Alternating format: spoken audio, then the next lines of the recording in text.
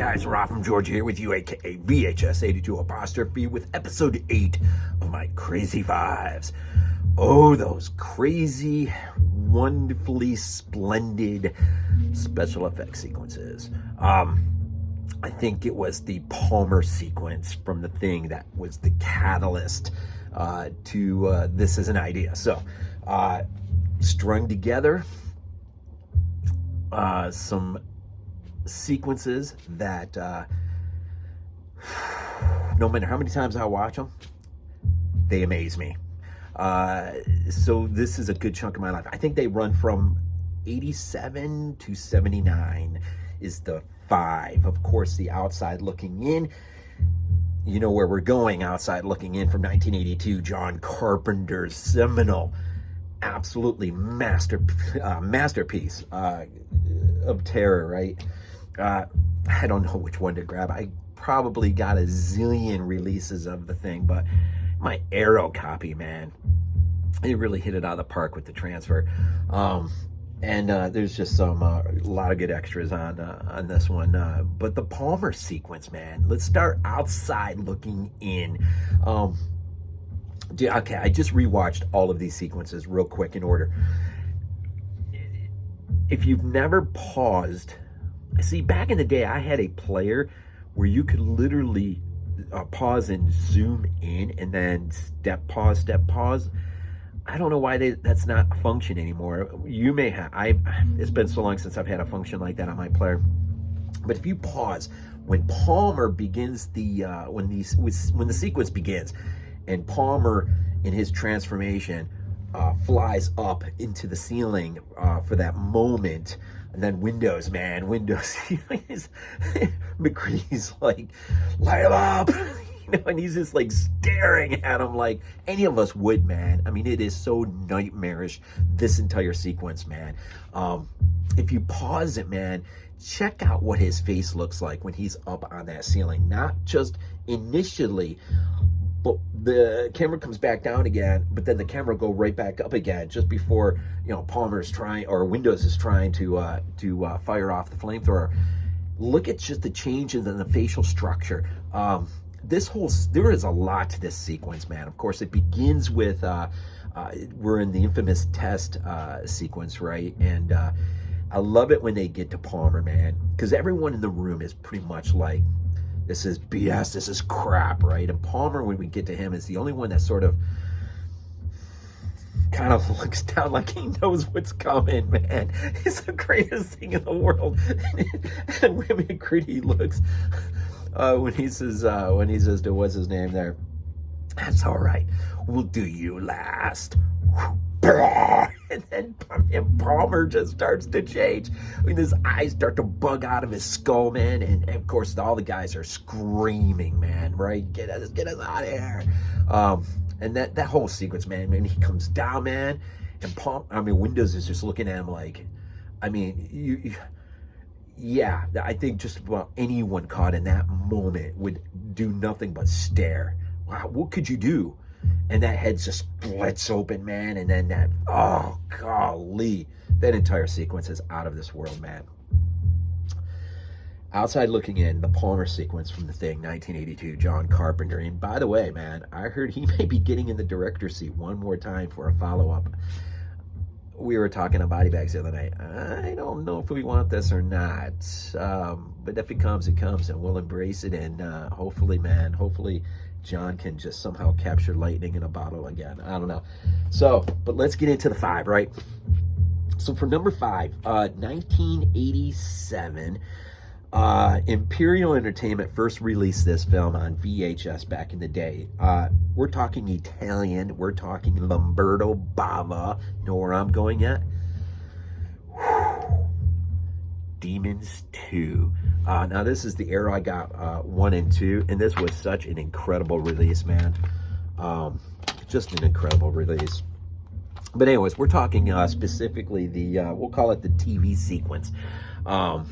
when our main antagonist, before her transformation into the demon, she's watching that on channel 12. She's watching that movie in a movie, which is the coolest thing on earth, man. I would love to see a movie just on that. And the demon, man, that's been sort of Black Sunday-esque, risen from the grave, sees her from its vantage point, and she sees it, and their eyes lock, and he starts to just kind of closer and closer and closer and closer, and then you see it from his point of view, seeing her through the TV set, right? It's like interdimensional or something. It's like looking into another world, right? And the closer he gets, man, and she is just hypnotized, man. Again, it's 2 scenes in a row where someone gets hypnotized by the terror that is that they're being faced with. And this demon, man, the sequence, man, the demon presses against the screen of what is the TV, right, from one world to another, and just starts to work its way through the screen and man, all it was a guy in a mask in like some kind of latex material and him pressing through. It has got to be one of the most horrific, nightmarish sequences in terms of that whole, and we've tried it a million times, right, where the thing is coming out of the TV screen or the movie screen or whatever. This works almost, this is as good as a special effects job as in Nightmare 1 when Freddy is coming down through the ceiling, right? All it is latex, man, and just lowering somebody into it. It's all it is. It's so much, 1,000 million times better than CGI. Because it's real, man. It's something. It's a real thing happening in a sort of. It's just. I mean, it's real, right?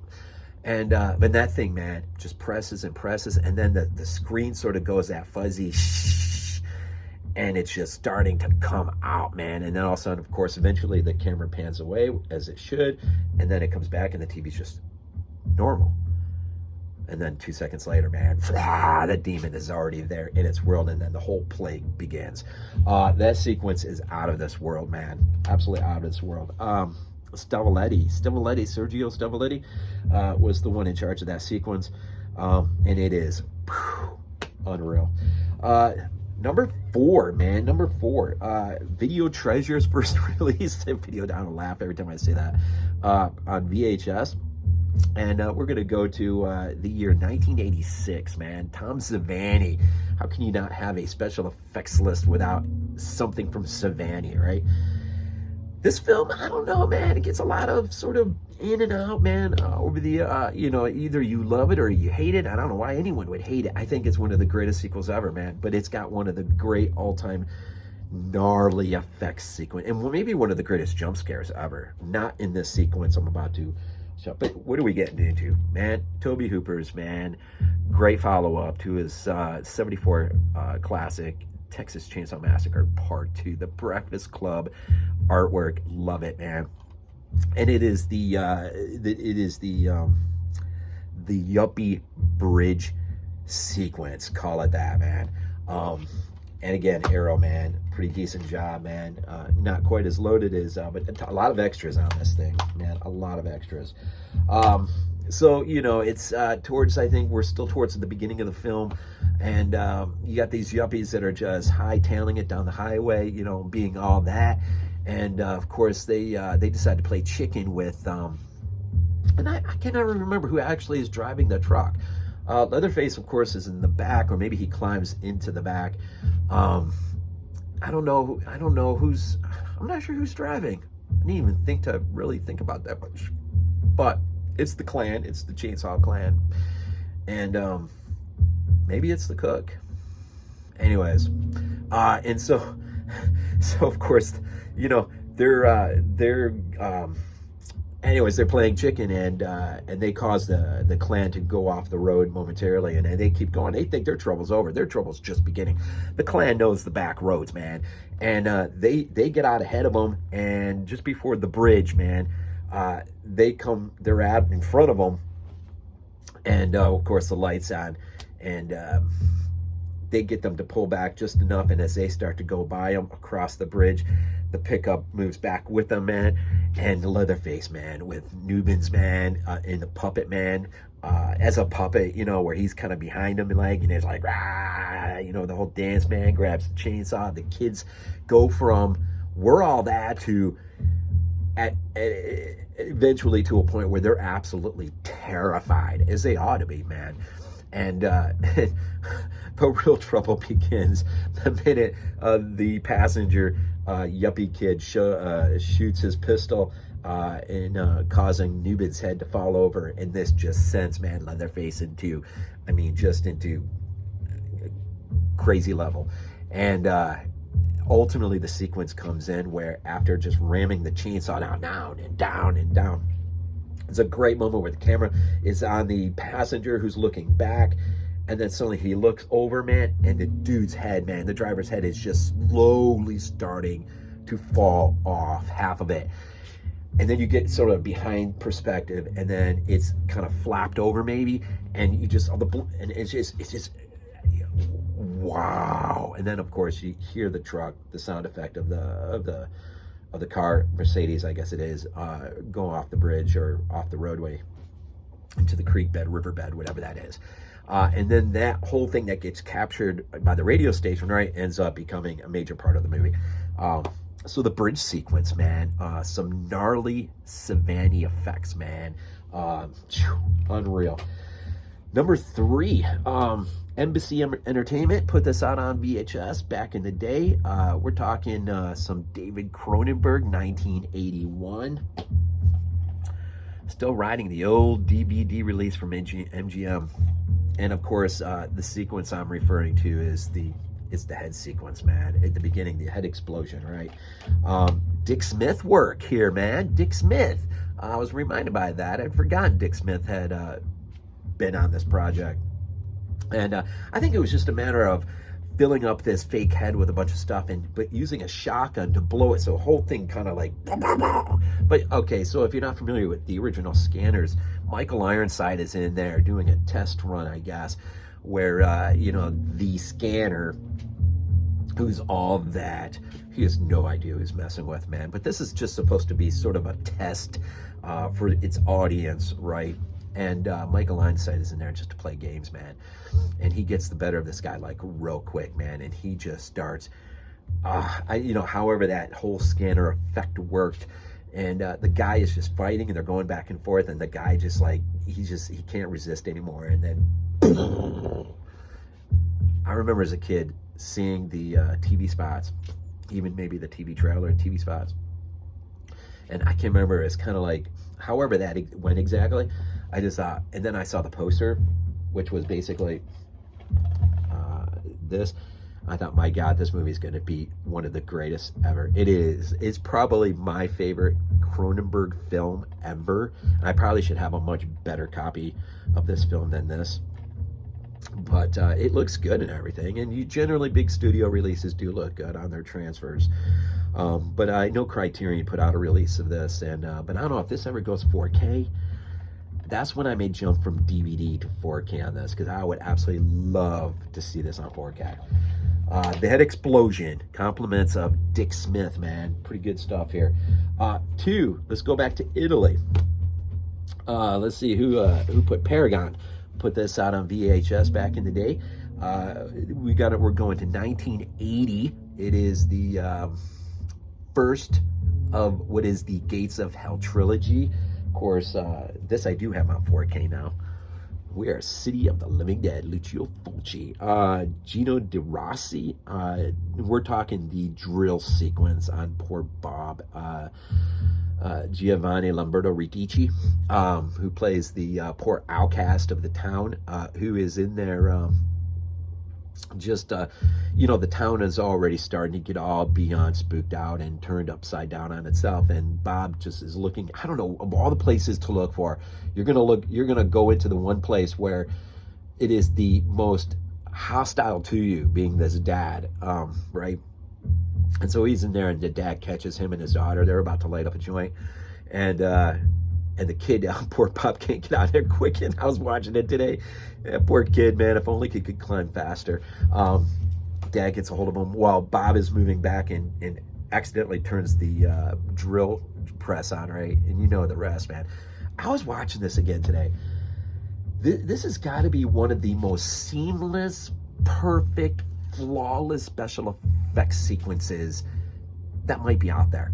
I mean, the editing is so beyond perfect in there. You don't even, now obviously when you see the one sequence later on where the girl's puking up her intestines and everything like that, it's obvious there's a prosthetic head or whatever, it's a fake head, and they're just ramming things through.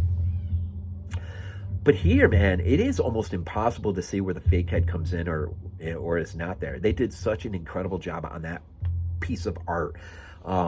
And just the sequence of the drill pressing in, coming out, and sort of the drop back with the camera looking at the aftermath of Bob's face. Golly, man, what an insane sequence. There was a point early on where there's several sequences, at least in this movie or throughout the trilogy, I would just turn away. I just couldn't watch it. He was too young or whatever. But this sequence I had a really hard time with as a kid. But seeing Gino talk about this is an amazing thing. And he still owns all of his effects stuff. I mean, all of his props and everything. He's got the drill press in his work area, and it's amazing. So Fulci's City of the Living Dead, we'll call it the drill press sequence. Number one already, 1979, Embassy Entertainment. Again, second from Embassy. Released this on VHS back in the day, 1979. And I got something a little special for you. I didn't pull it off my shelf, but I did dig into it to pull this out. So from 1979, compliments of one Coscarelli, one of the first movies that haunted my nightmares at an early age. Gotta love so many lines in here given by the tall man. The funeral's about to begin. But we are talking about the first time that this makes its way into the caretaker's head. Is it Michael who is there? Should not be in the funeral home, right? He's just investigating, and then the caretaker tries to get his hands on him, and of course he ends up sinking his teeth into him as the ball sort of I can't even imagine. Could you the only thing missing on this little piece of work, which is the box set for Arrow, is a drill that kind of goes in there. That would be pretty epic. But this thing, they just threw the ball on a string or something like that and did a lot of reverse photography and editing. And then, of course, just funneling a tube through where the blood would pump out. It's such an amazing effect for a group of people working on weekends and whatnot over a long period of time. Basically just putting together a labor of love. And as a kid, man, I was absolutely mesmerized by this film in general. Of course, this is the Welgo USA release remastered. Saw it with my son on the big screen when it was released in its 4K remastered edition. I do have the wonderful box set from Arrow that has all the films in a big book and came with this. Just an amazing, just the entire franchise is littered with incredible effects. But the very first time, man, I remember as a kid just sitting on my floor looking at this, man, seeing that thing come flying out, man, and then just right into that poor guy's head. Maybe not poor guy, but right into his head, and just the blood just flowing out. Phew, man, the ball is my number one special effects sequence. And really, man, this is what can be done, man, when it's a labor of love. Even though you're not working with a lot of money, but you do have the time and you have the help. and the sacrifice, you can create some gnarly things. The problem is when you get too much money, I think. Although The Thing, man, is probably the opposite end of the spectrum in terms of money and also time, but money and the help. The work of Rob Bottin and what they were able to produce is also just absolutely insane. But for what little Coscarelli was working with, and I do believe the guy working on the effects was, I thought I wrote his name down. Maybe I didn't. It's funny, Roger Ebert referred to this as the stainless steel bloodsucker. He was actually pretty fond of the movie. I actually gave it a good review. I didn't write the guy's name down. But Coscarelli mentioned that this whole sequence was a mixture of edits, matte paintings, and reverse shots. And that is just an amazing thing. So here on episode 8 of our Crazy 5 special effects, this has gone over a little over 20. Apologize for that, but I don't know, man. And it's funny, ending on Phantasm, I think segues into my next one will be nightmare sequences. And I've come up with a good handful of great moments in horror where nightmares, man, are just insane. And so that'll probably be the next one I do for episode 9. Anyways, Crazy 5s, man. Hope you enjoyed this, and go back and revisit some of these great special effects. Just absolutely incredible works of love, man, and incredible works of art. It's no joke, man, back in the day, man. We always end these things off with, go Bills.